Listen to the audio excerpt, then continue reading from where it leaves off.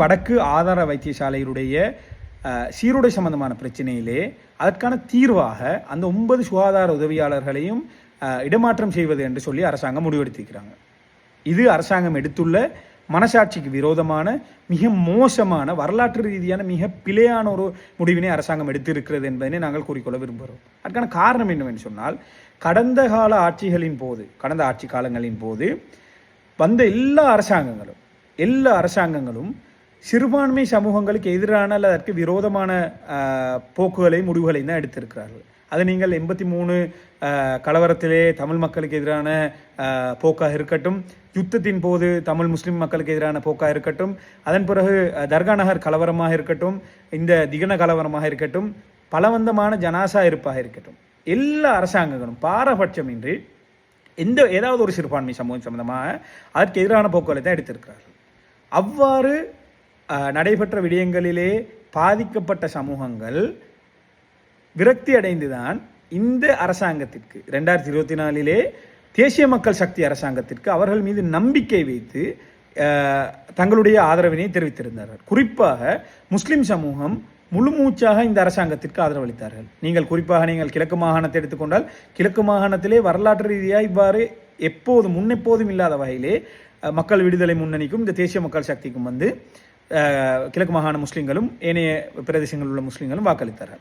அவை இந்த வாக்களித்த நோக்கம் என்னவென்று சொன்னால், இந்த அரசாங்கம் சிறுபான்மை சமூகம் சம்பந்தமான முஸ்லிம் சமூகம் சம்பந்தமான உரிமை சம்பந்தமான பிரச்சனைகள் வரும்போது நீதமாக நடந்து கொள்வார்கள், எங்களுடைய உரிமைகளை உத்தரவாதப்படுத்துவார்கள், இருக்கின்ற உரிமைகளை வென்று தருவார்கள், உத்தரவாதப்படுத்துவார்கள் என்கின்ற ஒரு நம்பிக்கையில் தான் இந்த அரசாங்கத்துக்கு வாக்களித்தாங்க.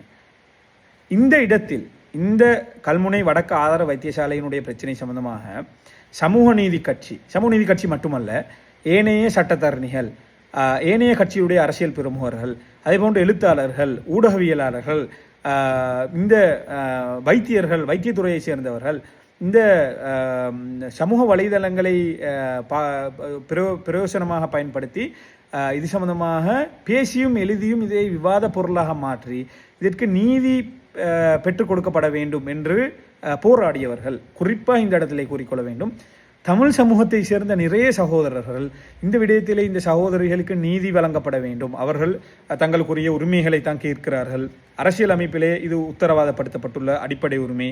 ஆகவே அவர்கள் அவ்வாறு ஆடை அணிவதால் பிற சகோதரிகளுக்கோ பிற சமூகங்களை சேர்ந்த சகோதரிகளுக்கோ எந்த விதமான அநியாயமும் அதில் நடைபெறுவதில்லை, எந்த விதமான பிரச்சனையுமே அங்கே ஏற்படுவதில்லை.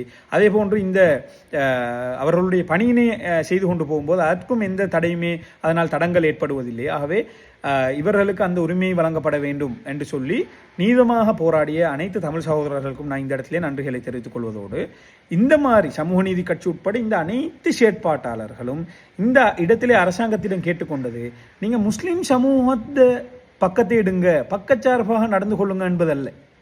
அனைவரும் கேட்டது, நீங்க இந்த விடயத்திலே நீதமாக நடந்து கொள்ளுங்க.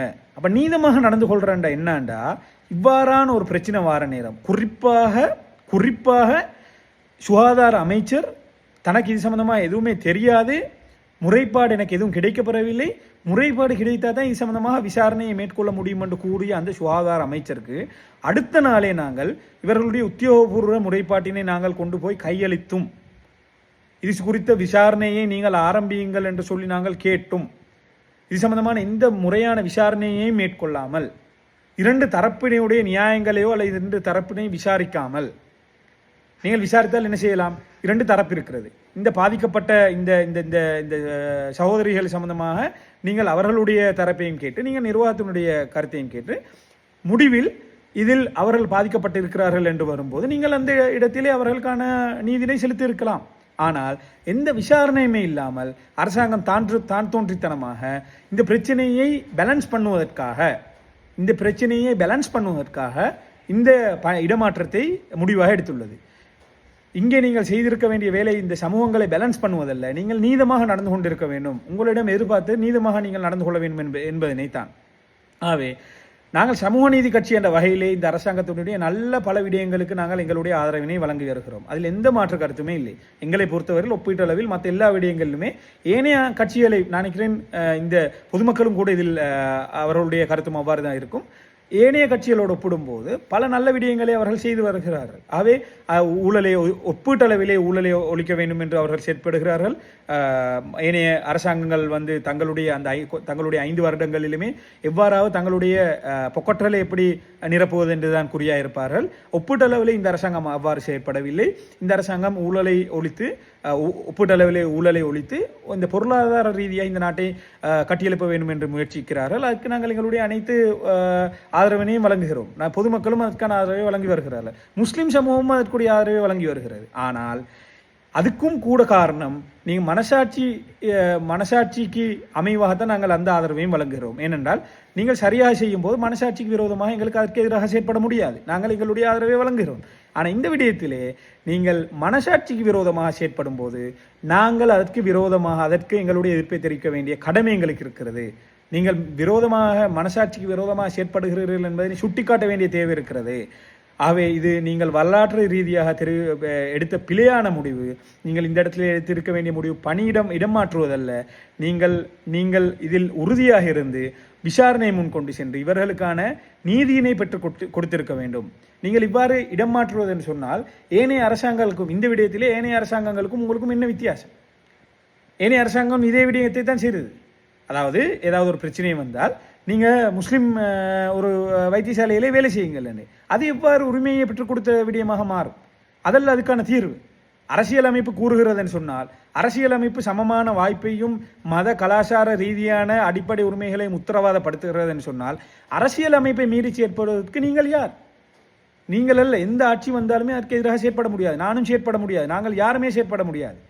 ஆகவே இந்த அரசியலமைப்பை நீங்கள் மதித்து செயற்பட்டிருந்தால் இந்த இடத்திலே அவர்களை அதே வைத்தியசாலையிலே அவர்களுடைய உரிமையோடு அவர்கள் முகத்தை மூடுவதற்கான அனுமதினை கேட்கவில்லை.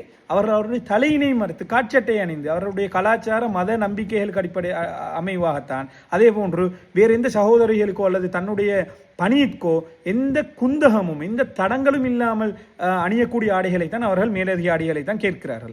யூனிஃபார்மிலையும் எந்த மாற்றமும் இல்லை. சீருடை அவ்வாறே இருக்கிறது. சீருடைக்கு மேலதிகமாகத்தான் இந்த விடயங்கள் வருகிறது. ஆகவே அவ்வாறு நியாயமாக கோரிக்கையை முன்வைத்தும் கூட அரசியலமைப்புக்கு மதிப்பளிக்காமல் இவ்வாறான ஒரு முடிவினை நீங்கள் எடுத்திருக்கிறீர்கள். இந்த விடயத்திலே நாங்கள் அரசாங்கம் நீதமான முடிவை எடுக்கும் என்று நாங்கள் நம்பினோம். ஆனால் அரசாங்கம் இதற்கு அதாவது மனசாட்சிக்கு மாற்றமான ஒரு முடிவினை எடுத்திருக்கிறது. நாங்கள் சமூக நீதி கட்சி இது சம்பந்தமான தொடர் சட்ட போராட்டங்கள் நாங்கள் ஏற்கனவே அறிவித்திருந்தோம். இதனை தொடர்ந்து சட்ட ரீதியாக நாங்கள் போராடுவோம். இந்த உரிமையினை விட்டு கொடுக்க முடியாது. இது அரசியலமைப்பில் எங்களுக்கு உத்தரவாதப்படுத்தப்பட்டுள்ள உரிமை. அதே போன்று இந்த இடமாற்றத்துக்கு எதிராகவும் நாங்கள் சட்ட நடவடிக்கை எடுப்போம் என்பதனை நாங்கள் கூறிக்கொள்ள விரும்புகிறோம். The Pioneer News website is based in Sri Lanka.